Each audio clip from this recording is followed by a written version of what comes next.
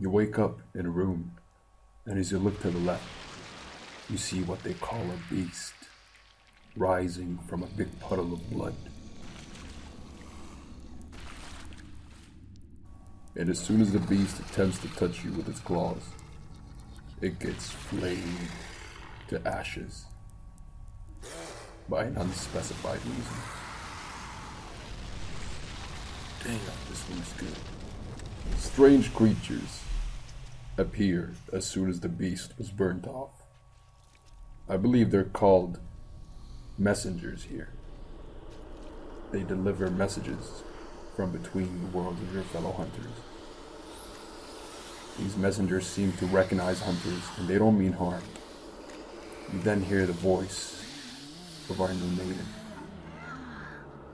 You found yourself a hunter.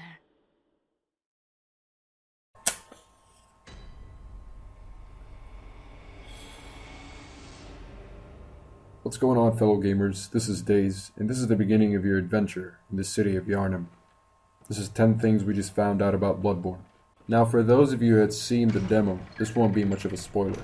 If you don't want to see the very first few bits of the game, then spoiler alert. You're not going to see numbers on the screen enumerating every topic we talk about. I'm just going to bring them up and discuss them as we move on with the video. I'll let you guys watch this little part, and we'll begin in a second.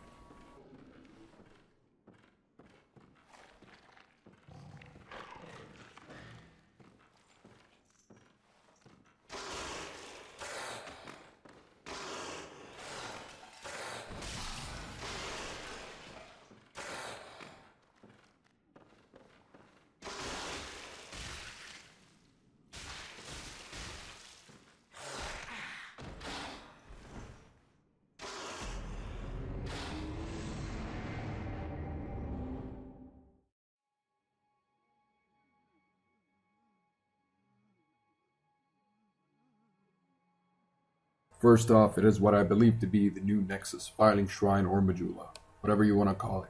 Now we have a new name for it, Dream Refuge.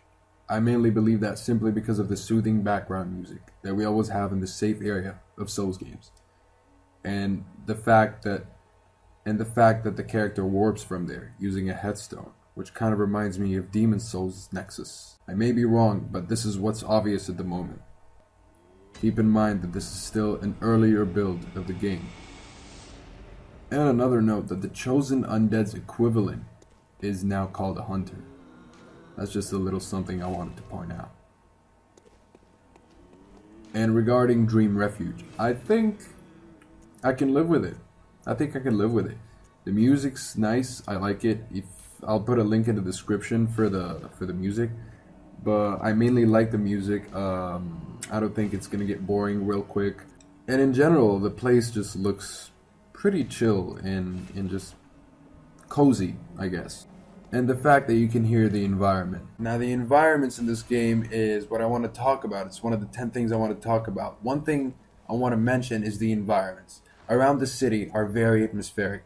You can always hear things from the surrounding environment, whether it's enemies walking, fire, bells, or even the wind, and the mix of atmospheric sound effects really brings more life into the game on this one. Blood echoes seem to be the new currency, as you trade them in the Dream Refuge with the messenger that acts as a vendor for items, buying and selling. Taking a look at the character stats, we see Vitality, Endurance, Strength, Skill, Bloodtinge, and Arcane. We all know what the first 3 are, but the 3 new ones are Skill, Bloodtinge, and Arcane, obviously. I would say Skill is a scaling stat for skill weapons. Bloodtinge is what I'm not sure of. If any of you guys know, please comment it down below. I'd be very interested in what Bloodtinge does. Fire bombs have a damage modifier that scales with Arcane stat. All else is unknown for now. If anything, I'd say gadgets and items and consumables, and how effective could these consumables be scales with your Arcane. It seems that when you die, you have to collect your blood echoes by killing the last enemy that killed you. That's when a big message pops up saying, blood transfusion collected. I've heard a few people speculating that enemies grow stronger when they kill you and steal your blood echoes. Should that mean that also bosses gain a power up when they kill you and steal your blood echoes? I don't think that's the case, since all it took to kill the beast was 3 hits from an unupgraded cleaver. But again, we should keep in mind that this is all still an earlier build of the game, and anything is subject to change, except for the core mechanics, of course. Don't get me wrong, I'd like to have enemies get stronger when they kill me. That just makes it more intense, and you're literally fighting for your blood echoes, and you'll surely deserve them if you manage to kill back whatever that killed you. And it just makes sense, I guess. In previous Souls games, the more souls, the stronger you are. The more blood echoes, the stronger you are. Now that we're out in the city, let's talk about it. The sun appears to be setting in Yharnam. I know FromSoft mentioned that there won't be a day-night cycle in Bloodborne, but I still kind of doubt it. Maybe the city gets darker in a later stage of the game, where it's supposed to be dark. Or maybe the giant spider creature that we've seen in the demo has something to do with making it dark. Game mechanic wise, Yharnam maintains the same sunsetting weather until the spider creature arrives, similar to when Anor Londo gets dark when you kill the fake princess in Dark Souls 1. It'd be really something if Yharnam had a dynamic day-night cycle. It'd add more variety of life to the city if different enemies appear at different times of the day. But that's just considered wishful thinking at this moment of development, as I think they might have just stuck with the city getting darker at a later stage in the game. Next thing I want to quickly mention is lamps.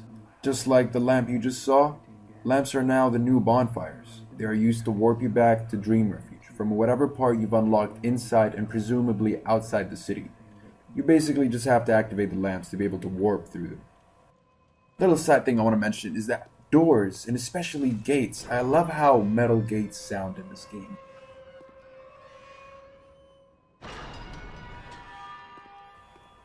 It really sounds like you're getting yourself into another area.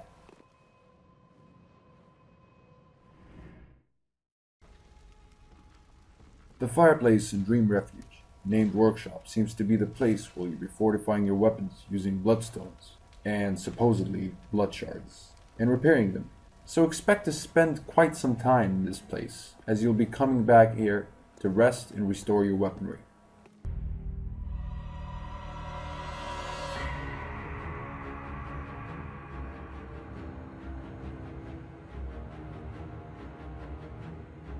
Now, taking a closer look at this menu, you'll notice the new customization option, Voice. We never had the protagonist speak in any Souls game. Could this be that our characters can now interact with certain NPCs or even speak in cutscenes? I can imagine it's the latter. Or is this merely the choice of voices we can pick for the characters for their falling, getting hit, and attacking sound effects? I can't say which is which for now. Nothing was shown in the gameplay footage we got regarding the main character speaking when interacting with NPCs, or even in the shown cutscenes. But I'd like to think that the voice option has the deserved expected significance behind it. Reading the new starting classes here: Milquetoast, Lone Survivor, Troubled Childhood, Violent Past, Professional, Military Veteran, Noble Scion, Cruel Fate, Waste of Skin. Waste of Skin seems to be the new Deprived class. I couldn't help but look up what Milquetoast means. A very timid, unassertive, spineless person, especially one who is easily dominated or intimidated. For example, a milquetoast who's afraid to ask for a raise. Well, that is a very interesting first class. And the final thing I want to talk about. Bloodborne has shields, but don't trust them with your life. You'll be able to use shields in Bloodborne, but that doesn't mean you can just stand around and block. You'll have to incorporate your shield into your strategy for it to be effective, according to Sony Japan studio producer Masaki Yamagiwa. I quote, "If you're always standing back and guarding, you'll die quickly," he told IGN. So you have to incorporate it into your strategy of how you play and fight. We wanted to encourage players not to hide and wait, but instead to be more aggressive and proactive in battle. So, after months of wondering whether shields be included, like they were in Dark Souls games, now we know. Well, that about sums up the video. If you got anything to add, please share your thoughts with me. I have not included everything in this video. There are things I haven't mentioned from the gameplay. If you want to see the gameplay, I'll put a link in the description. IGN posted 18 minutes of gameplay, and you've seen some of it. But if you want to just see the gameplay, I'll put a link in the description for the music and the gameplay. I don't want to prolong the video. I just want to talk about a few main points that really interested me. But there's so many interesting things in this game. I'd go on for days. Anyway, this has been Days. Have a great night.